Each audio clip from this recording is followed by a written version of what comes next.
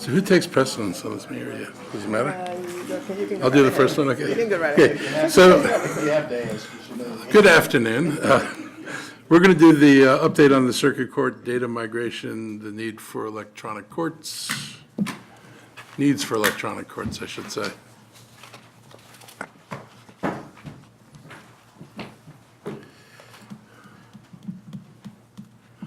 This is all part of the statewide case management stuff. I just wanted to say a few opening comments to put these two items in perspective, if that's okay. Susan Farag, council staff, you've got two items before you today. The first one is circuit court data migration for a statewide Maryland court case management system. And the second item deals with the state's attorney's office and their digital storage needs. Both of these items are somewhat related in that we have an increasing data storage issue across county government. Largely, it is public safety at this point, and it's driven by video data storage. But there are other county issues in place, like the bus video, the garage videos, that type of thing. The first item before you is the circuit court data migration. If you recall that there was a supplemental appropriation introduced for this item this past Tuesday. A public hearing is scheduled for that on September 25th, and the Public Safety Committee will meet to review the supplemental appropriation on October 4th. And that's in the amount of $200,000 to help with these data migration needs. The Maryland court case management system is called MDEC, and it has a go-live date in Montgomery County of November 11th, 2019. It is being geographically rolled out, and that's the date for our county. It will allow all courts to talk to each other and handle a lot of different types of case management processes that are interrelated. Montgomery County, of course, is a unique entity, and we have a lot of different types of processes for case management that don't necessarily fit into MDEC quite well. So there has been some interrelated activity going on. MDEC and the state are helping us, but we are largely responsible for all of the data that we currently have, and that's over 160 million data records at this point, and that's 30 years of financial and court records. And they have to take that from about 30 databases and convert that and then migrate it over to the MDEC system. And during this process, which is fairly complex, they're also going to have to do testing. They don't have sufficient IT staff in-house to do this, so they need consultants to help. And at this point, we have total projected costs in FY19 of about $425,000. This includes $127,000 for a data migration consultant, about $165,000 for 4 consultants to write test scenarios, and about $19,000 for 2 consultants for data and code mapping, as well as $11,000 for a different testing consultant. They have hired 1 lead test consultant right now, this week, I believe, to begin this work and to plan resources required to execute the software development as well as data migration testing.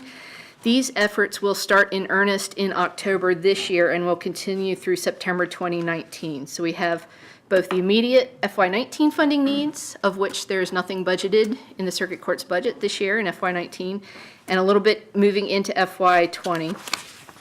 There is a more detailed outline of the data migration and testing needs, as well as staffing needs and updates on Circle 1. And then there's a global Maryland milestone date chart for you on Circle 2. If the circuit court could talk a little bit about their needs, their staffing needs, and the data migration challenges that they face for these items. We have Dr. Taragas, if he's, is there anything you need to, Dr. Taragas, since you staff us on geo and technology issues, anything you'd like to add? No, I think for this item, I don't have anything to add. Okay, thank you. Good afternoon. I'm Robert Greenberg. I'm the administrative judge across the street in the circuit court. And as you may know, MDEC has been rolled out, Maryland Electronic Courts, that's the acronym, over the period of about 4 years now. And there are 4 remaining jurisdictions, and they're the 4 largest, actually. Baltimore County is scheduled to roll out in February of 2019, followed by us, then Prince George's County, then Baltimore City. I don't want to gild the lily here because I think Susan laid this out very nicely, but let me emphasize a couple of things. One is that we have our own case management system, and it's unique. We're the only jurisdiction that had our own. So while we can still build on the experience that the other jurisdictions have had with respect to the rollout, none of them have the issue we have. And this was brought to light just a couple of months ago. We met with the Administrative Office of the Courts and looked at the schedule that had been set out for us. And while we had realized it before, I don't think the state realized just how much more work needed to be done to transfer all of this data, which is 160 million documents, basically. And as Susan mentioned, over 30 years. We estimate about 2,800 man-hours are going to be needed to do that. And please rest assured, let me make a disclaimer. I'm not the one doing the heavy lifting here. The lady to my right, my court administrator, Judy, yeah, I knew you would say that, Councilman. But she and her staff have been doing yeoman's work. They have day jobs, so to speak, as well, that they've also been doing superbly, and I don't know how they're doing it. We have staff meeting once and sometimes twice a day on these issues. So we've done everything we could to get the efficiencies from the other jurisdictions, but we've come to the realization that we have this gap of about 2,800 hours, and we're just not going to be able to do the testing that's required and the data migration, which is in 5 different cycles. So we want to maintain what we think is our status as the premier circuit court in the county. You've always been of great assistance to us, and we thank you for that. Every day I look at that South Tower, I realize that. But I think the other jurisdictions that are going to follow us are looking to us, and we're really very much in need of this additional manpower. Judy is available to answer any of the stuff that you need to know, what's going on in the weeds, but that's all that I had to present. Yeah. Thank you, and thank you, Your Honor, and thanks everybody else for being here.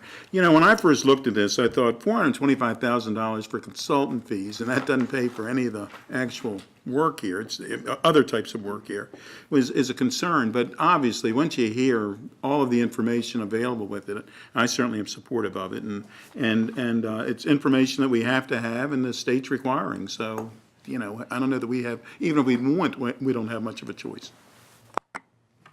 We've been working since December to identify all the changes that need to be made to accommodate the differentiated case management system that we have running in order to keep our dockets flowing in an efficient manner, to be able to get all of the different cases through timely. And there's 19 documents.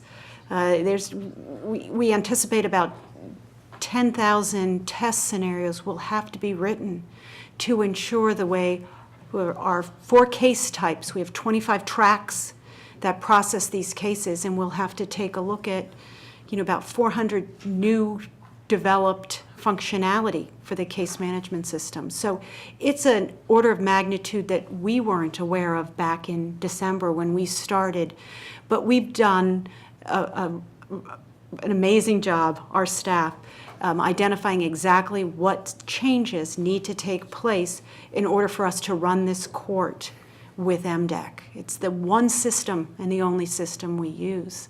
And as I've mentioned to you all before, we do about $82 million in fines and fees through this system annually, and all that data has to be converted as well. So it's a tremendous initiative, and it's on top of, we're not technical people. We run courts.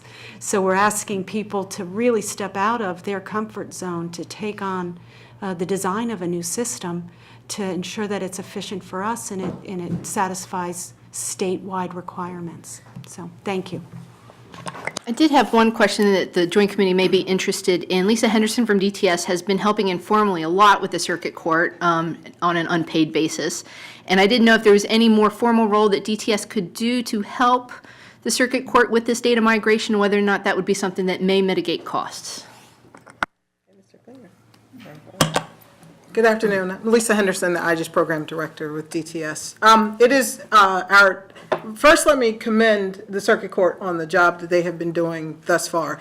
They've taken this bull by the horns, actually gotten ahead of it, watching the other jurisdictions come through and gotten ahead of the issues that were coming their way. So congratulations to the work that they've done. DTS has been participating in an advisory role, and we plan to continue to do that. But I think Judy and I need to spend more time together to formalize that relationship and understand what's coming their way so the DTS can do do more than just advise and suggest and recommend efforts that they need to take in terms of technology. Yeah.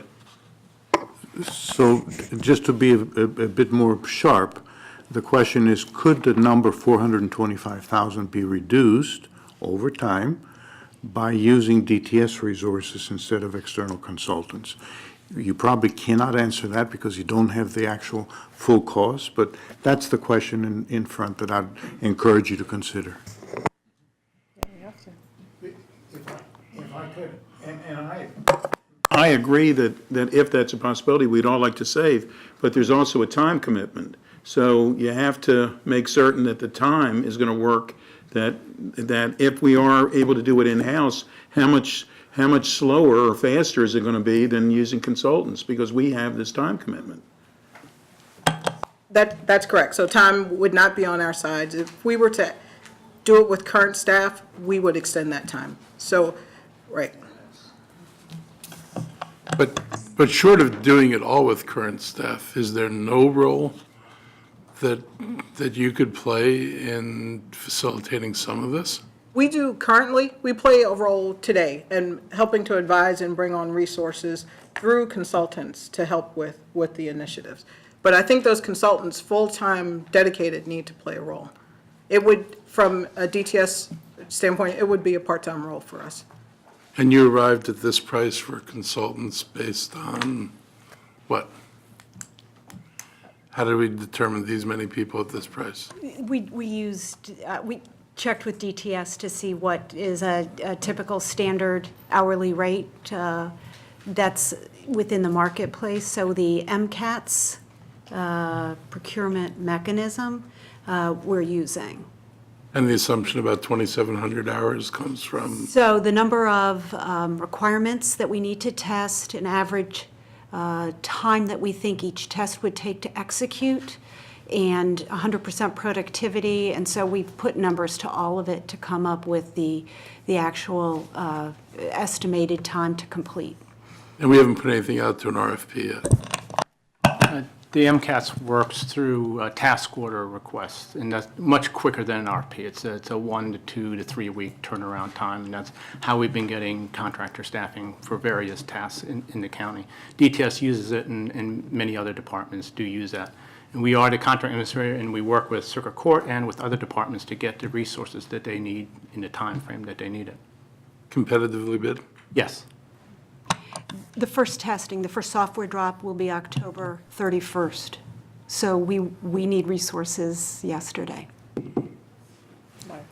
May I also say that to the extent there could be any delay caused by us, I think we push everybody else down the road a little bit. There's been one delay not attributable to us by the state. We were supposed to roll out in June, I think, of 2019, and they pushed it off to November. So, And the state has no role in funding any of this, no, they funded just about everything, but except for this. the data testing and the data migration.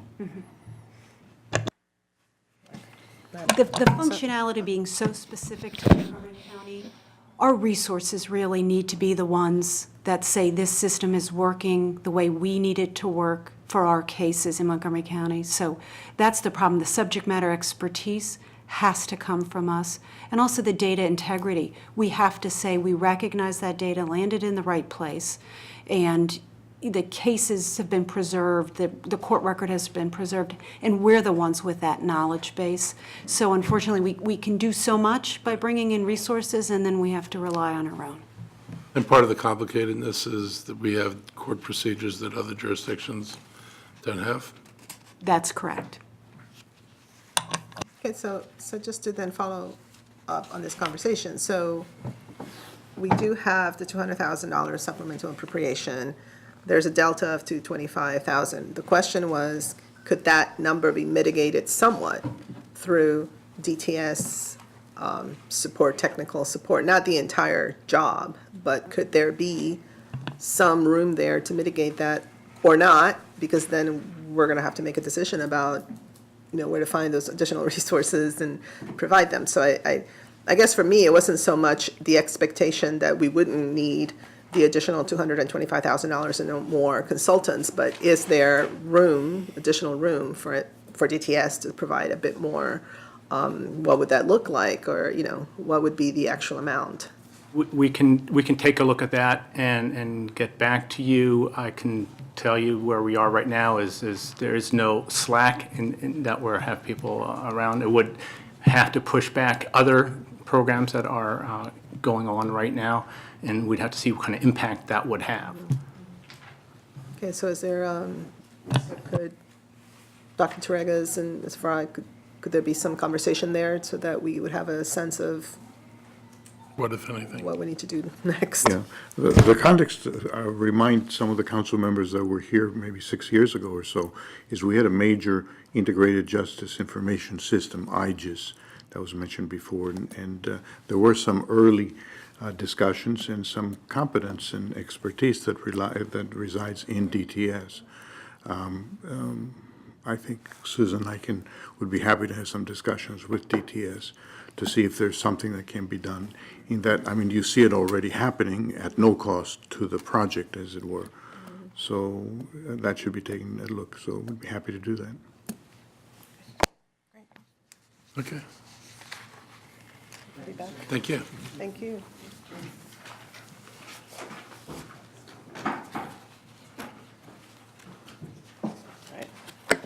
The second item before you today is the State's Attorney's Office digital storage needs, and this dovetails in better with the overall county's global storage needs.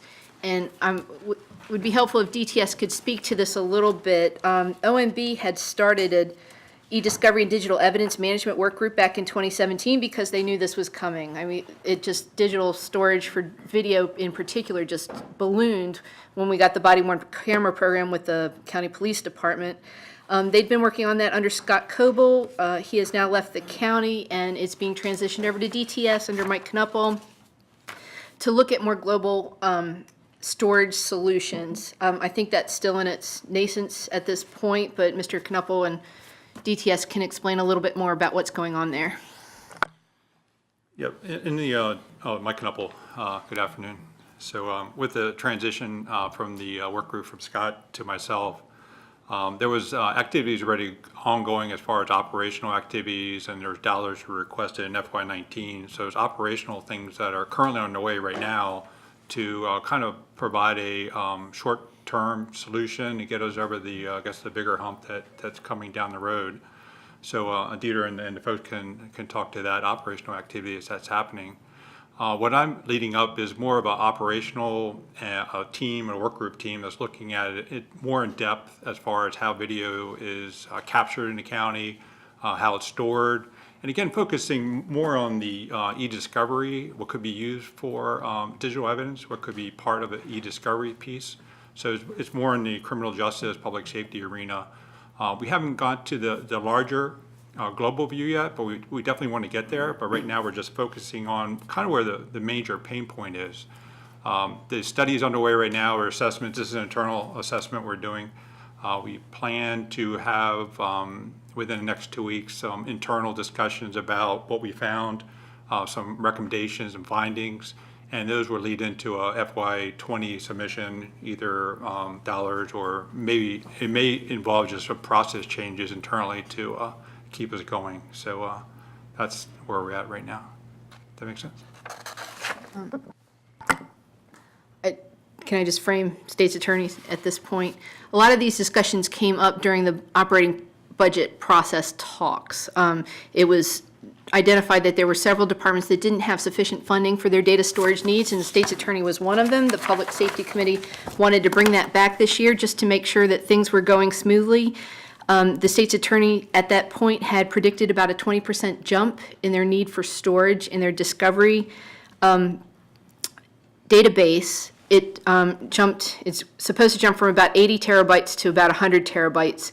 To put that in perspective, the Montgomery County Police Department has about 153 terabytes of data at this point, and that increases by 4 terabytes per month.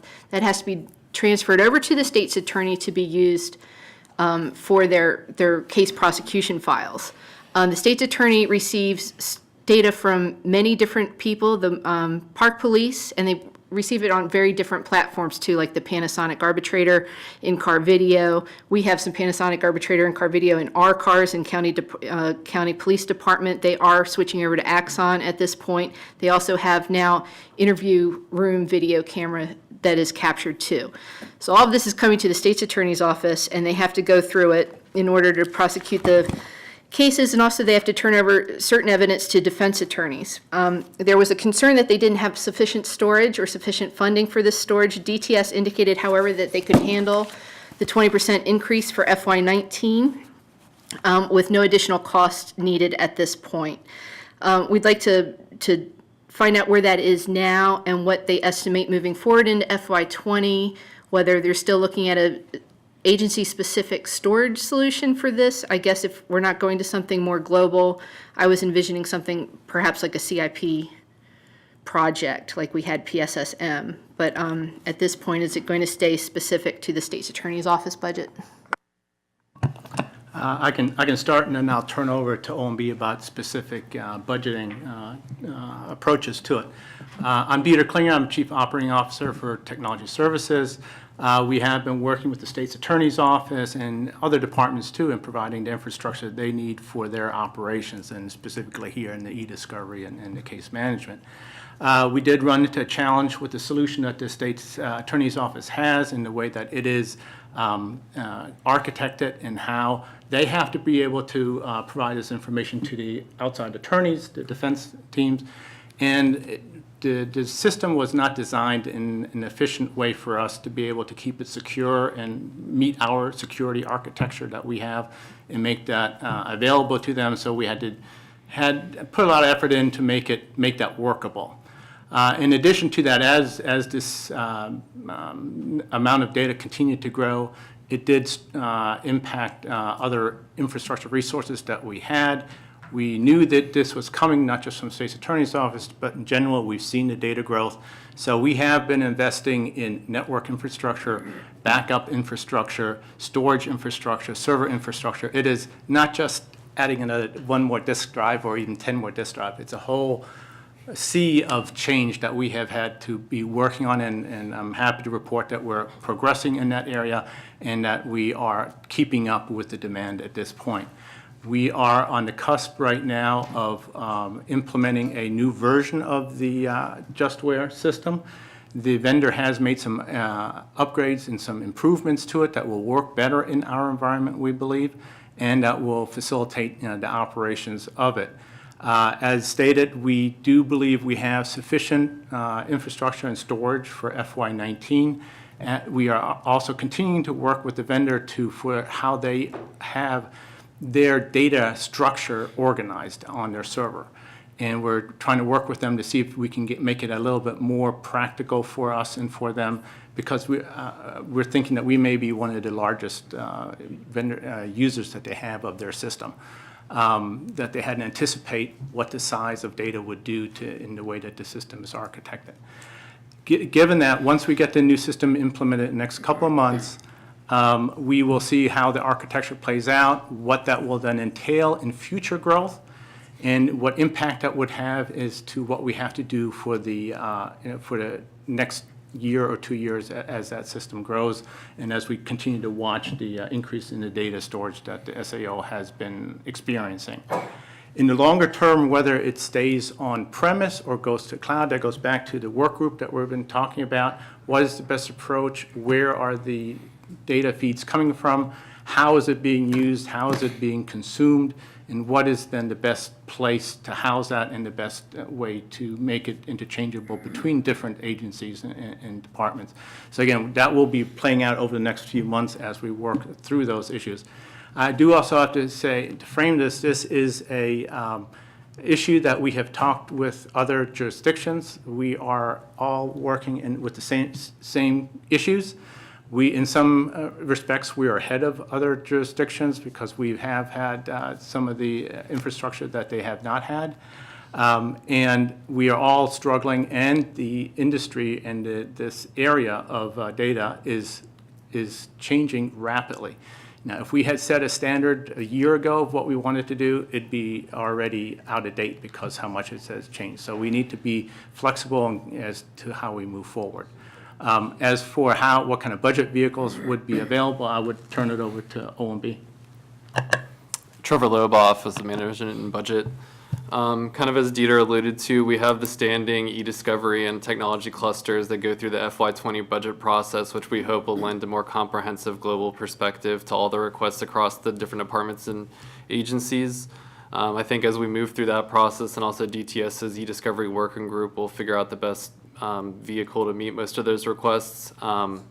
One thing that was brought up that might preclude a CIP project for this type of work would be the fact that cloud computing is kind of a licensing thing, and maybe Dieter can speak more to this, but it would be something that would be more of an operating budget function because it's annual relicensing instead of a infrastructure financing project. Correct. If the county decided to build an on-premise facility or system, that would be likely could go into a CIP project where you make a large capital investment up front and then it has a long life term after that. However, as we move more to the cloud infrastructure, those are annual operating cost licensing subscriptions, so it would be in some kind of operating budget that funding probably would make more sense to have it. So it'd make more sense to have it, particularly if it was less expensive. So what's the evaluation of that? Are you at the point where you can determine whether it'd be better off going to the cloud and stopping the endless building of servers? At a conceptual level, county has moved other things to the cloud, such as Office 365 and other systems. So we are embracing it where it makes sense. In this area, again, we have been supporting the police department's use of going to body cameras and using that new contract and that storage that they use for evidence.com. We believe that's working well for them. To see if the end result for everything to be there is something, again, that the work group has to finalize through as to how all that would work together. But do we have like an ongoing evaluation of whether we should be doing that? I mean, do we just get around to it at some point, or is there some deliberateness about asking ourselves whether this is a better way to go than what we're doing now? Well, again, that is part of the process that we're going through right now, that we know that having building servers and data farms is endlessly is not the end where we want to go. But how do we go, with what solution do we go, and how is that pulled together with all the parties that need to have access to it? That is still needs to be finalized. But we do have a project that would lead us in that direction. But that's Part of the work yes. group is to go through that process. Isn't it? As far as security, is the cloud as secure? Is there other ways that we can make whatever we're doing more secure? How does that work? The security is can be secured whether it's in the cloud or whether it's on premise. The responsibility shift from us to our cloud provider, so that it entails that we have a very good contract in place with any of those cloud providers, so that they can ensure us that they have the security that is required. And we normally have security clauses in the contracts. We have HIPAA clauses in the contract, and we have PCI type clauses in the contract that all relate to security and what levels they need to meet to be able to, so that we are compliant with whatever laws we have to keep the data secure. Thanks. Yeah.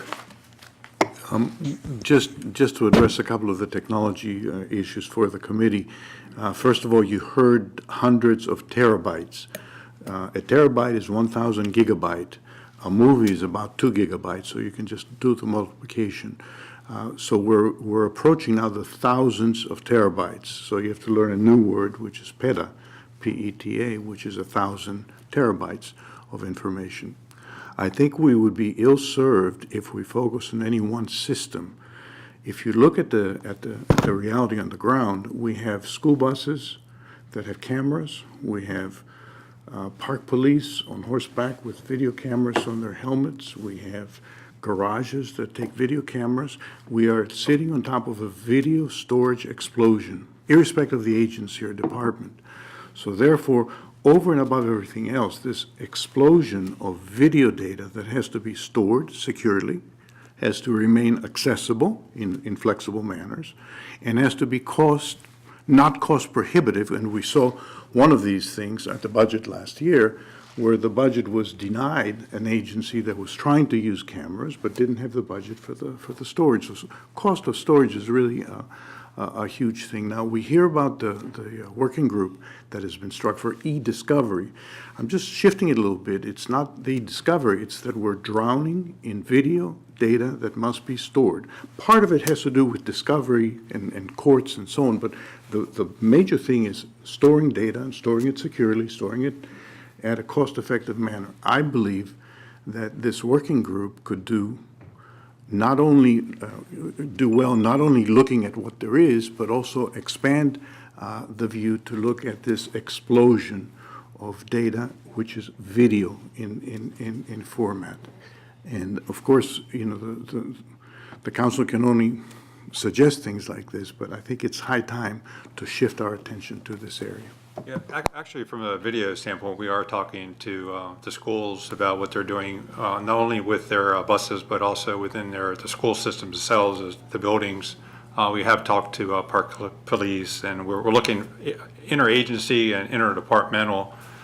So there's a lot, like I think was stated earlier, there's a lot of different formats that are out there. There's a lot of different types of cameras. They produce different types of coding.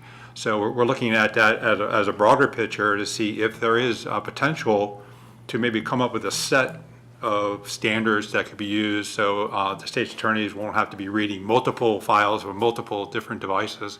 So that's all included right now. And then along with that storage, you know, there's a retention period. How long is it retained? Does it need to be kept around? How do we keep it if it needs to be kept for a longer period of time? How do we get rid of it if it can be deleted? So those are things that we're looking at right now. Are we actively deleting things as fast as we're allowed to? Kevin Pugh from the State's Attorney's Office. The police have a retention policy that mirrors ours. So if there's a murder case, we have to keep things for 50 years. If it's domestic violence, we have to keep it forever. If it's a small time crime, then there's short periods of times that we retain it. If they classify it as nothing, then it's dropped after a very short period of time, just months. And if it's criminal related, it's classified as evidence. It's kept depending on the type of crime that it is. But it's just not body cameras or buses we're talking about. We're talking civilians providing video now. As you see on YouTube, we have to provide that as a discovery. If they tape something on a GoPro and then it's been recorded that way, we have to provide that as a discovery. So we have to maintain it.